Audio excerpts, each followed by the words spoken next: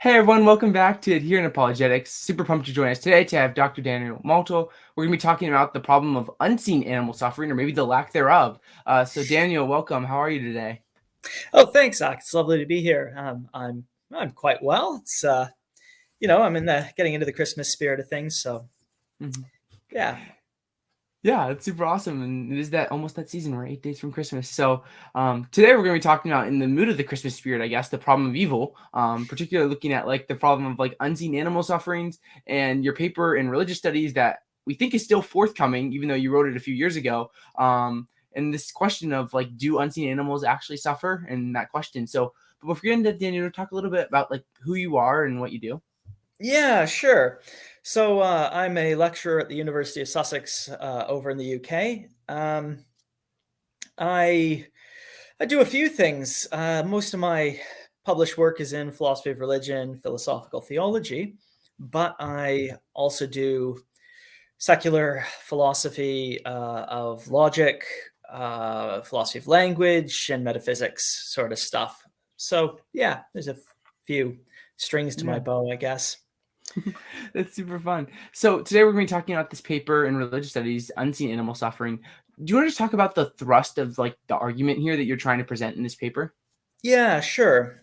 So, as you say, I'm not sure if this paper is in print or not. Nobody's updated me on that, but it is published online anyway. Um, so yeah, I wrote this a few years ago. I'll tell you a little bit about how this paper came about first, if that's all right. Mhm.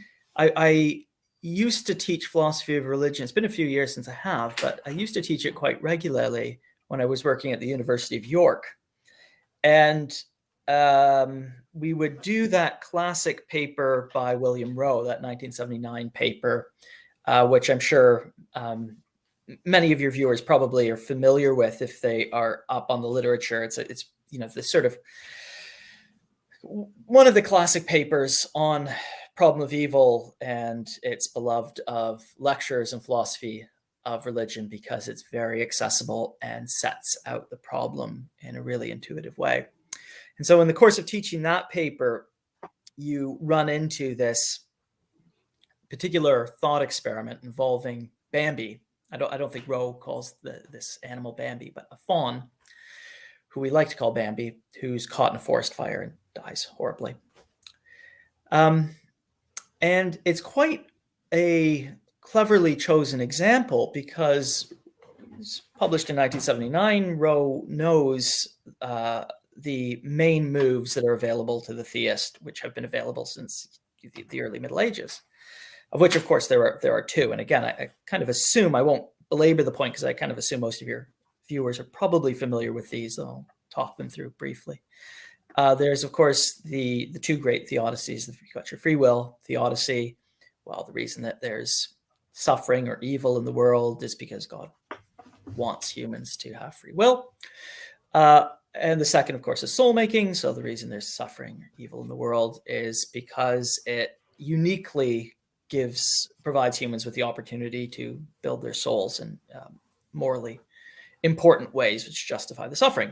Couldn't have it any other easier way. Okay, but that doesn't explain Bambi, right? Because Bambi doesn't have the sort of soul which is a candidate for that kind of improvement.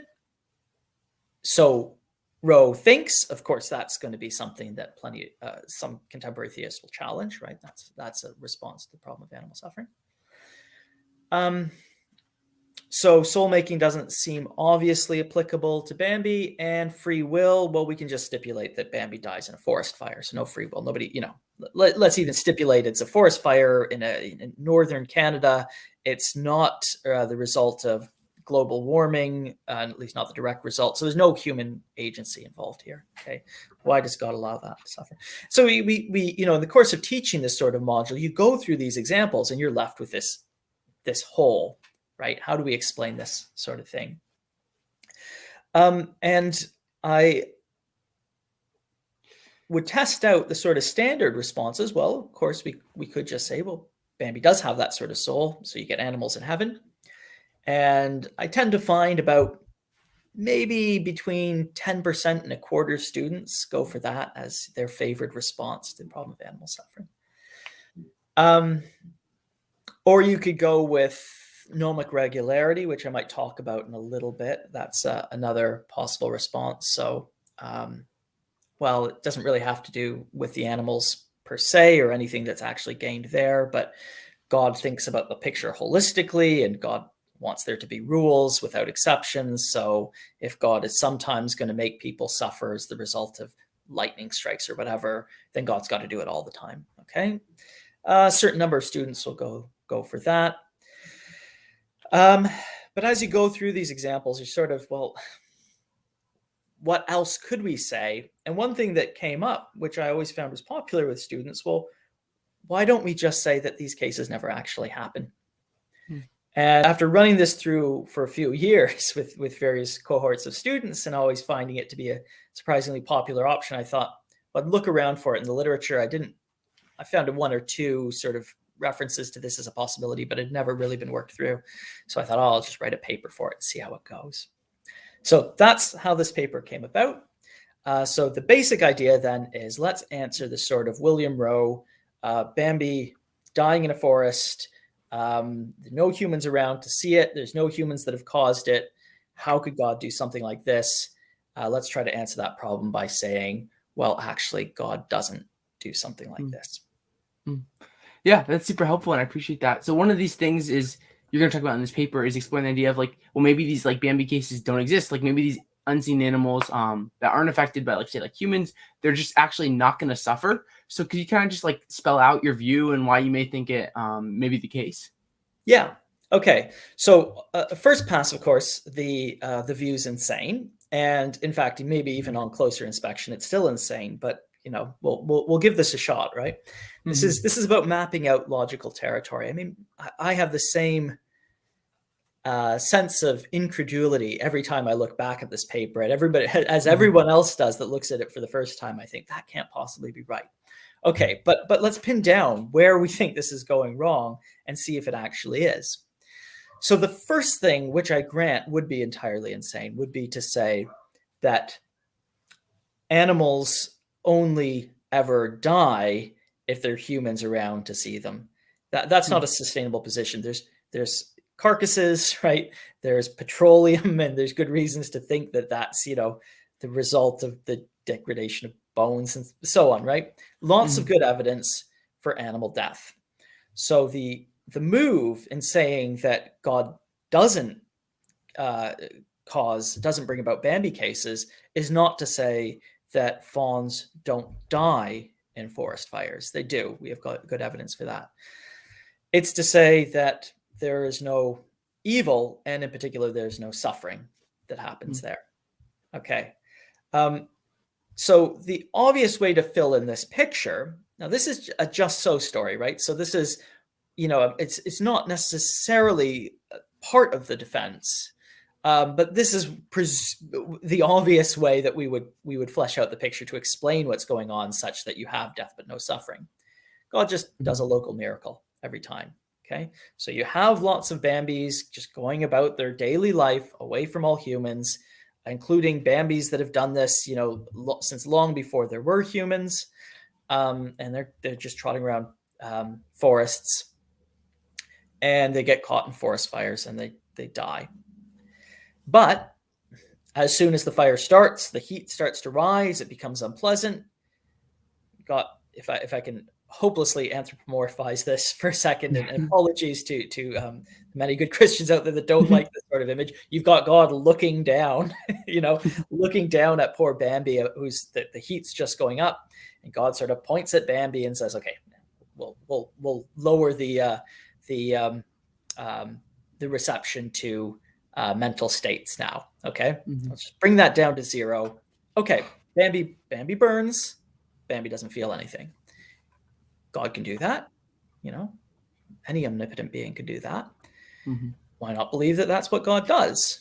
Or at least weight that probability in such a way that that's just, we take that as being a unproblematic add-on to our interventionist theism, right? If you're already committed to believing in a God that makes, that does miracles, as I take it, most your your average monotheists are, at least in the Abrahamic tradition, then why not take Mhm. seriously the possibility that God does these sorts of miracles?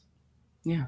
No, that's super helpful because I think at least when I like thought about this the first time, I was like you, I was like, oh, this is kind of crazy. Like Descartes talks about this idea of like animals not having souls, which is a little bit different than your approach. But then it's like that's crazy. Like, no, there's no way. But then when I reflect on it, I'm thinking about like saying like the Bambi case occurs, like surely it's in like the capacity of like a perfect God to alleviate this suffering. Like it seems like there's no reason like why he wouldn't. We could look at some objections here in a second here, but it just like seems to me on reflection, I'm like, okay, there's some plausibility to this. Yeah, I Yeah. like to think so. I mean, as I say, I think every time I look back and I think that can't be right. Like somehow that there must be something wrong with this picture, and yet I do struggle to see where exactly the problem is. There's certainly issues around weightings of probabilities, which we can talk about if you like. I'm no expert on Mhm. probability theory, but it seems to me that my my position here is no worse off than the many theists who concede that they don't have a compelling argument for the existence of God, but still maintain that they're within their epistemic rights to believe in God in the absence of good evidence otherwise, right? Mhm. Um, so that's an issue. Does this somehow lower the probability? But it's not clear to me that it lowers the probability in a problematic way. Yeah. You have to think about Um, like what would entail from like God existing. Like it seems like if God exists, then and there was potentially like this gratuitous suffering that may for some reason or another, like God, we're talking about like why would God create a world like this in the first place? Like if there's some reason for that, and there's no like maybe for like the animal, like no soul building or whatnot, there would be like some sufficient reason for God to like alleviate the suffering. So that makes sense mhm. to me. Hmm. Yeah. Okay, that's super cool. So, what an objection here, and this is probably a very like a lot of people think about this is like, would God preventing like this unseen animal suffering lead to a world of like massive irregularity? So, like, it's like theists or like people like we like our like regular order of the world where we can like do science and things like this. But in the question of like in like every instance of like this potentially like unseen animal suffering, like God alleviating the suffering, well, does that leave the world just massively irregular and disordered? And this idea of having like the ordered universe that God created is it's just like destroyed by this kind of defense. So I'm curious what you think here, Daniel. Yeah, great question. Terrific question. Let me again just go back to one of the reasons I wrote this paper was because this is a standard and popular move with respect to animal suffering, and particularly unseen animal suffering. Well, the reason that there's unseen animal suffering, even though it doesn't directly make the world better in any way, but God wants there to be nomic regularity. He wants there to be rules without exceptions.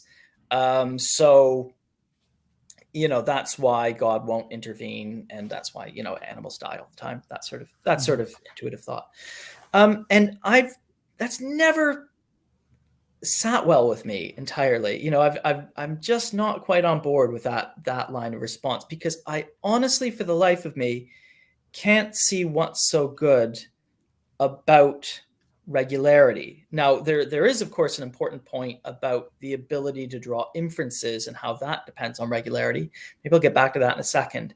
But setting that aside, just for its own sake, a sort of aesthetic value for regularity, or some sort of um, appropriateness of regularity with respect to divine action, I honestly have never been able to see it. I can't make sense of why God would prefer acting in a regular to an irregular way just for its own sake. That's not part of my conception of God.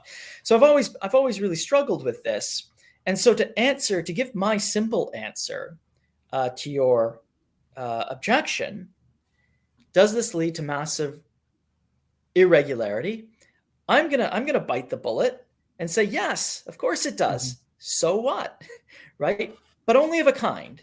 Okay. So it does lead to massive irregularity in that a huge amount of the time, certain external stimuli correlate with certain mental states. So something happens to a body, and that sets off a trigger which causes pain. And on a huge number of other occasions, for no other reason than divine intervention, at least on the just so story, that same stimuli leads to no mental state at all. Or if you prefer a slightly modified just so story, maybe God takes the pain away and just gives blissful feelings to Bambi, right? Mm. That you could say that as well. Okay, so yeah, that in some respect, I'm happy to call that irregularity. But as I say, I just don't see why God would avoid that sort of irregularity. Now the main point is, okay, but does this cause a problem for things like drawing scientific inferences? Because this is what's sort of motivating. At least this is the best argument I know of for motivating regularity. But of course, with the kinds of cases we're dealing with, it doesn't seem, at least that's not a straightforward matter, right? Because we're dealing with mental states.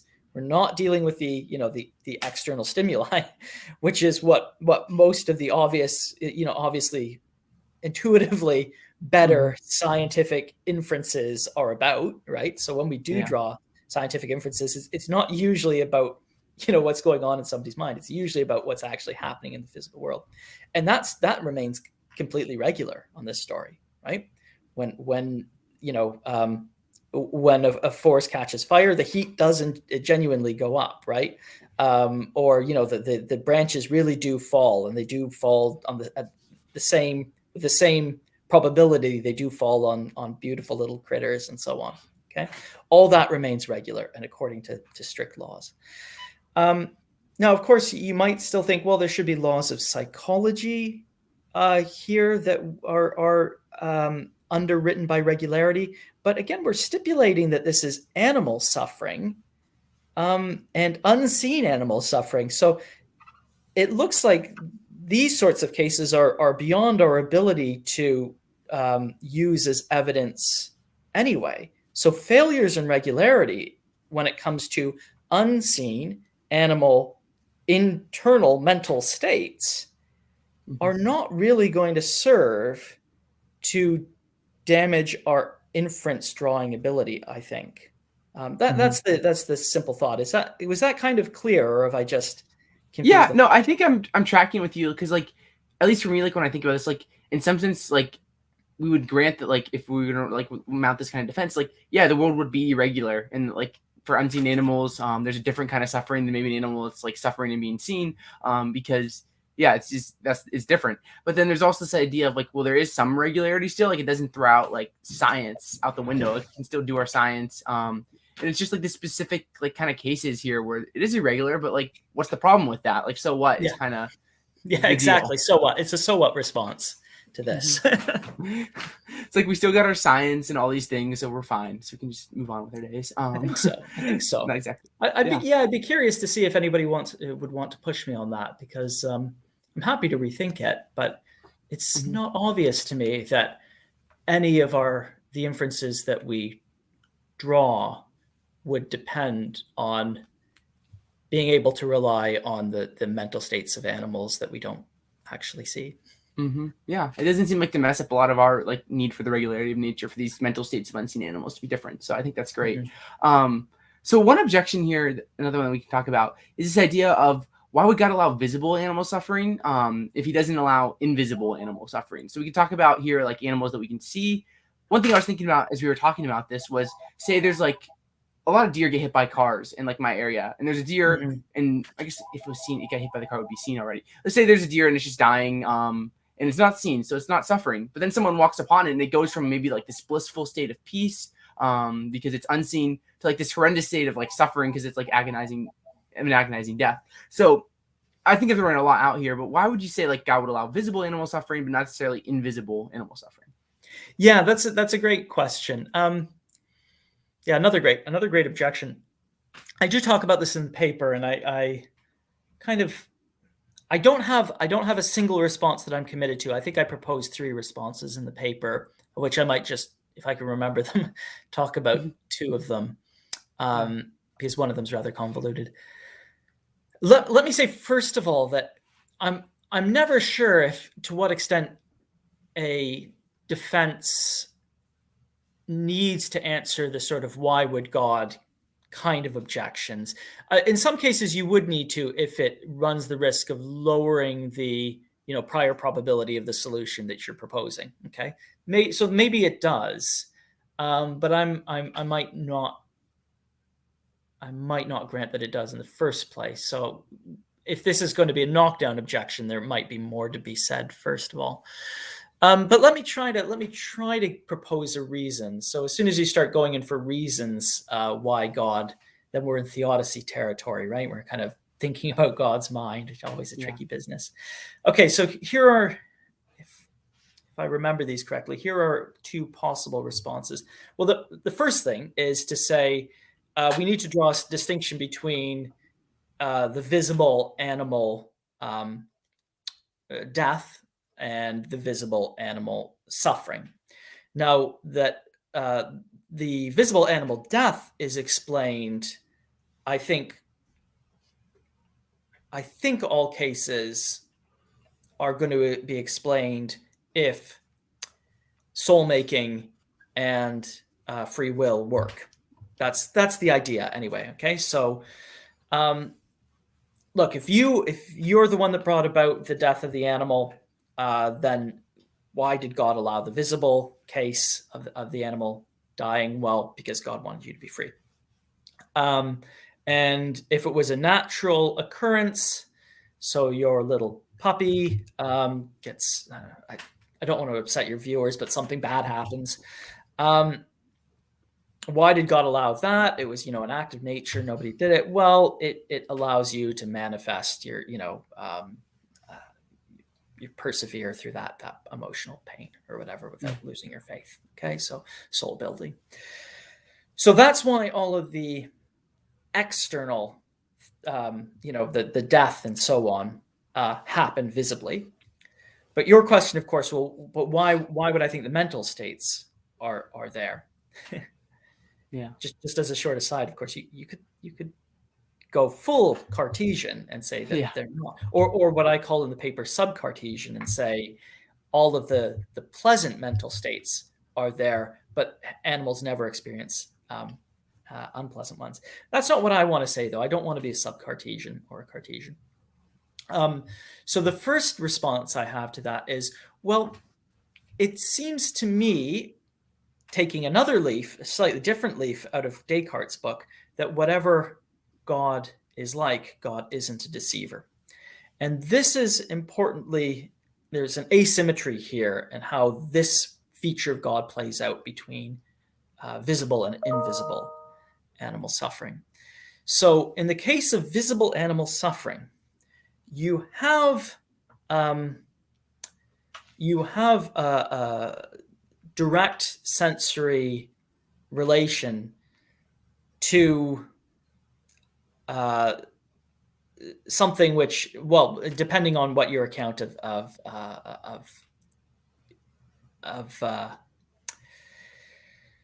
whether you're an inferentialist or whether you think that we have we directly see mental states. Okay, so that was sometimes called the perceptual hypothesis. So in either case, you've got good evidence, you've got good reasons for thinking that there's pain right there if it's visible to you. Okay, if you can see it, or you can touch the wounds, or you can hear the animal shrieking or whatever. And it seems to me that if you had that sort of evidence or that sort of reason to believe that there was animal pain, but there actually wasn't because God had intervened and taken it away, then God would be deceiving you. Okay, God isn't a deceiver. So that's, why does God do it? Well, God doesn't want to deceive. So if God needs, for the purposes of soul making or for the purposes of free will, needs to make it look like animals are suffering, and that's visible to you, then God needs to make those animals actually suffer. Okay, so that's why it happens in the visible case. But the asymmetry is that sort of line of reasoning, which I just spelled out very badly, but that sort of reasoning, if you followed it, doesn't apply in the unseen case, because it's your own fault if you're inferring from seeing bones that are, 3 or 4 years old, and you're inferring from that, oh, this animal must have suffered in generating these bones, right? That's an inference which would not for which you're responsible, right? Mm-hmm. And it doesn't seem to me that counts as a deception on God's part, right? Whereas if you actually see the animal writhing, but it's not actually feeling it, then that is a deception. Okay, so Mm-hmm. that's the first possible response to that. Did that? I made a complete mess of that. Did that make sense? No, I think it's clear because we look at this idea of say like we are observing an animal suffer and we think it's suffering, but God's actually like in a sense like alleviating the suffering of the mental faculties. It's actually not suffering at all. That would be like some sort of like deception. So that makes sense. Okay, yeah. And the second reason is specific to freedom theodicies. I might draw a distinction between freedom of the will and freedom of action here. Yeah. I'm not as sold as this. Honestly, I'm not sure to what extent this works. I'm not sure to what extent the last one worked either. I'm genuinely puzzling over these. Yeah. But if we're to employ a sort of freedom theodicy where God allows us to do evil because God wants us to be free, then you might think that the best kind of freedom, the kind of freedom that God would really want us to have, is the kind of freedom which allows us to actually realize our intentions.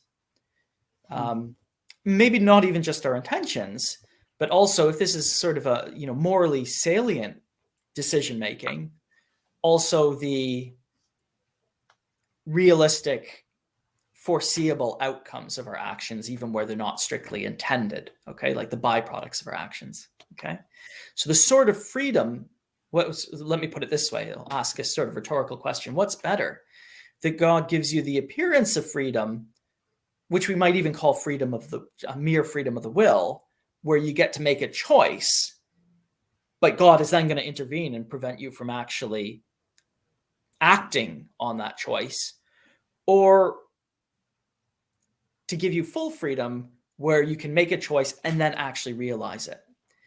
It kind of seems intuitive to me. I am torn, but there is certainly a bit of an intuition that the full freedom is a great thing that God would want us to have, right? God wants us to be in a world where we actually realize consequences, for better or for worse. It's not for the freedom, the free will theodicy isn't just focused on making room for God to evaluate us morally by giving us the chance to make decisions. God actually wants us to be agents. Now, for us to be agents, it's not a decision making that just happens up here. It needs to carry on through to the world. Okay, so let's apply that to animals. That would not be the case, it seems to me, if every time we made a really bad, a morally heinous decision, make the decision, we act accordingly, and then God intervenes and prevents any negative consequences. Okay, it seems to me that is a loss of a freedom of action, if not a freedom of will, right? So even if you have full free will there, you're not as free. And it seems somewhat plausible to me that God would want you to be a fully free agent. So that requires that has all the consequences. So insofar as animal suffering does result from human action, then in order to serve the purposes of a freedom of action, God would have to allow the full range of predictable consequences, including animal suffering. So if you're an industrialist and you're making a decision, should I burn down these 300 kilometers of the rainforest? That's a morally important decision. God wants you to be in a world where you can make that decision and act on it. And the consequence of that, which even God can't take away, God has to allow us, the price of that sort of freedom is that if you choose to cut down all of that rainforest, then you are going to cause actual pain to all of the creatures that are left homeless as a result. So that's the second Second possible response. Yeah. No, those are two really helpful responses. So thanks for that. So the next thing you talk about a little bit in the paper is this idea of like, is there any positive evidence that there is like unseen animal suffering in your mind? Because some people may, let's say, like Daniel, like what about the fossil record? Or, like these things like it's obvious like these animals are suffering. Like looking at tumors on like animals or something. It's like, do you think there is any positive evidence of unseen suffering? Is there any positive evidence of unseen suffering?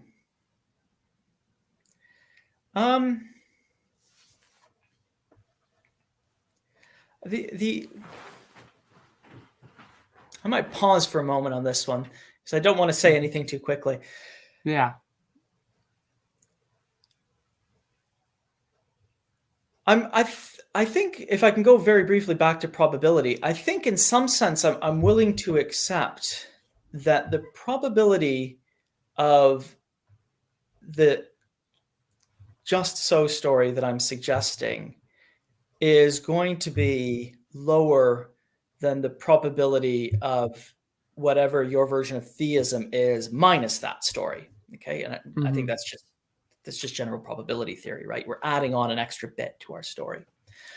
And so to that extent, I think I could accommodate as well that in some sense of evidence or, a reason to believe, this is running against some reasons you have to believe that there is unseen animal suffering. So, I mean, for example, it seems to me to be a rational inference, or at least, it seems to me to be a perfectly reasonable inference to think, well, animals usually suffer when they have hot branches fall on them. Therefore, animals that have hot branches fall on them when they're outside of my line of sight will suffer. Okay. Yeah. So I think I would grant that sort of thing. But what I'm trying to make room for is that if you're already committed and if you already have a sufficiently good reason for believing in a God that intervenes anyway in the world, which I take to be part of mainstream Abrahamic monotheism, then it's not going to unduly reduce the probability of your picture if you say, well, actually, I know that, or I hesitate to say I know that doesn't happen, but it's part of my theory as a result of believing in that sort of God that there is no unseen animal suffering because it's incompatible with the existence of this God. Yeah. So if there is evidence, it's, I think, highly defeasible evidence. As soon as you start giving me evidence of a kind which is your sort of experimental, look, I mean, give a scenario. So you come across Bambi just 4 hours after Bambi's been killed, right? Bambi's dead, but the body's still warm. You see all of the marks and everything, and and you see signs of struggle. In a case like that, I can understand why, particularly if you think you can literally see pain. You might say, look, I can see the pain on Bambi's face, right? Like Bambi's face looks almost like what it did when Bambi was alive, and Bambi looks like real pain, or was in real pain before she died. That might be a stronger kind of evidence, but notice that as soon as you introduce an example like that, it seems to me anyway that you also bring something like soul making back into the picture.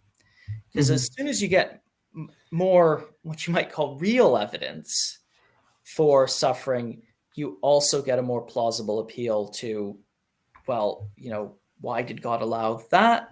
God allowed that so that I would, have to deal with, the emotional turmoil of seeing this dead animal who suffered apparently needlessly and so on. So yeah, what exactly would look like really good evidence for unseen animal suffering that clearly doesn't give you an appeal to soul making. That's what I would want to know. Hmm. Yeah, that's super helpful. So I have one more question for you, and I think this is kind of like, at least for me, as I was reading the paper and thinking about, this was like the biggest thing that came to my mind is first like this question of, so let's say you're right, Daniel, or the paper's right, that they're like unseen animals don't suffer. The question then becomes like, why would God create a world with so much like unseen animal death in the first place? Like when we reflect on like the history of the world and stuff, like there's a lot of unseen animal suffering, like more than like thinking about like the oceans or and like northern Canada, like there's just so much unseen animal suffering. Like, why would God create a world like this in the first place? Yeah, okay, that's a good question. Once again, that's another "why would God" question. So even if I'm not happy with my answers, just as with the last one, right? Even if I'm not entirely sold on them, I'm Hmm. not sure that's a knockdown objection to the position. Yeah. Um, but in this case, I think, well, I think the reasons that are given in response to animal suffering generally would probably hold good here, including the sort of nomic regularity that we talked about before, right? So as I said, Hmm. I'm happy to allow for nomic regularity um, when it comes to death, just not animal suffering. So maybe Yeah. there's an important role that's played in terms of giving you a sufficiently wide basis for drawing inferences. Um, Notice that that look, if we assume for a second that I'm right and that animals don't suffer when they're not seen, then it it looks like their death. I mean, in fact, it's sort of part of the position that their death is not a morally bad thing, right? It's Hmm. just morally neutral.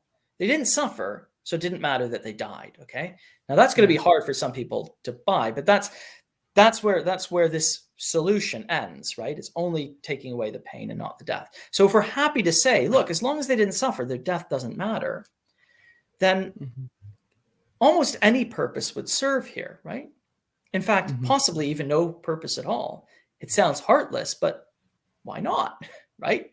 Yeah. Maybe God just wanted there to be lots and lots and lots of creatures. You know, um, yeah, this 2-year lifespan seemed perfectly sensible to God. He made sure they didn't suffer needlessly. So why not have more of them? So maybe absolutely no explanation at all. Um, but if there is an explanation, it could be anything from, well, you need a sufficiently large number of animals to get, I don't know, the fossil fuels into the ground that humans would need at a particular point in their Hmm. development. So you need enough, bones turning into petroleum or whatever. Yeah. Or maybe you need enough to give enough variation in the evolutionary process or something. Um, yeah, so I don't have a particular response to that, but I mean, this is the mind of God we're trying to get into, so it doesn't surprise me that I don't know why. Yeah, I think that's fair. So, well, Daniel, thank you so much today for this conversation. It's been so fun and so worth thinking about. And I really appreciate you trying to bring forth this like defense for the problem of evil because I think there's something here. And obviously, like some people like will immediately go like to Descartes and like think that like, that's kind of crazy, but I think there really is some potential here for something really like worthwhile and could be right. So, thank you so much for your time, Daniel. Do you have any like last thoughts or things you want to say before we wrap up here? Oh no, I've not thought of anything, but it's been great to chat, Zach. And yeah, I mean, anybody that wants to give me any thoughts that they've had, please do. You can find me at the University of Sussex, find my email, and by all means, send me a quick email. Not always great at responding, but I do want to hear what people think. As I say, when I'm in my pajamas and not thinking about philosophy, this sort of thing seems completely bonkers to me. But every time I look at this paper, I'm still struggling. Where does it actually go wrong? Well, maybe someone knows because I feel the same way as you. I'm like, yeah, I have the same exact like intuitions about this. But yeah, thank you so much, Daniel. It's been so much fun, and I appreciate your time. And thank you to everyone My who tuned pleasure. in. Hope you found this edifying. Encourage everyone if you're Absolutely, new I did. here. Yes. Yeah, and if Okay. you are listening and found this edifying, be sure to subscribe, leave a like, all that fun stuff. But yeah, Daniel, thank you so much. It's been a great time, Take care, Jake. and God bless everyone. Have a good one.